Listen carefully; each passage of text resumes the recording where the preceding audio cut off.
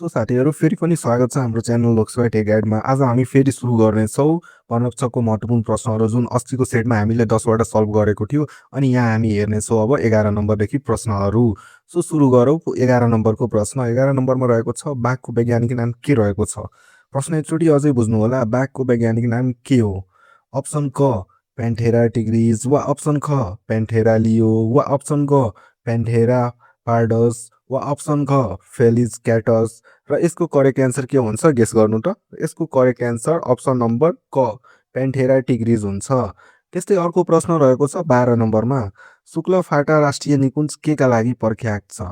प्रश्न राम्रोसँग बुझ्नु होला इक्जाममा पनि। शुक्ल फाटा राष्ट्रिय निकुञ्ज के को लागि प्रसिद्ध छ त्यो बुझ्न सक्नुहुनेछ।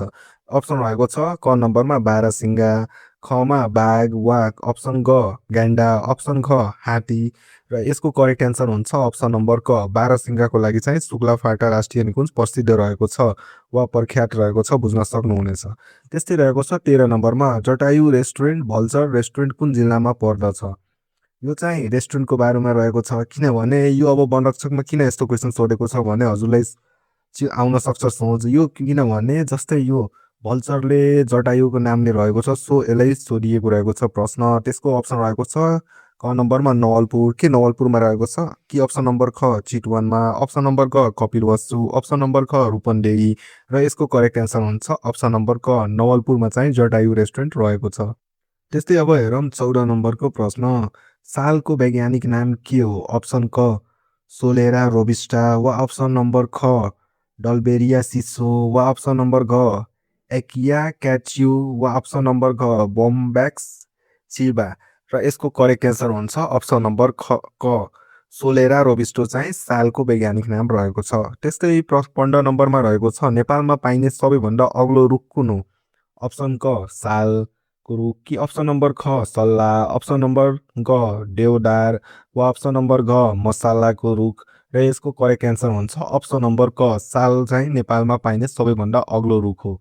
त्यस्तै प्रश्न नम्बर 16मा हेरौँ के रहेको छ, एउटा रुखको लागि सबैभन्दा खतरा के हुन सक्छ। अप्सन क किराहरू, अप्सन ख डढेलो वा अप्सन नम्बर ग अति सुक्खा वा अप्सन नम्बर घ माथिको सबै र यसको करेक्ट एन्सर हुन्छ अप्सन नम्बर ख डढेलो। फरेस्ट फायर चाहिँ एउटा रुखको लागि सबैभन्दा ठुलो खतरा हुन्छ जङ्गलहरूमा। त्यस्तै 17 नम्बरको प्रश्न हामी अब हेर्नेछौँ, वन संरक्षण भन्नाले के बुझिन्छ।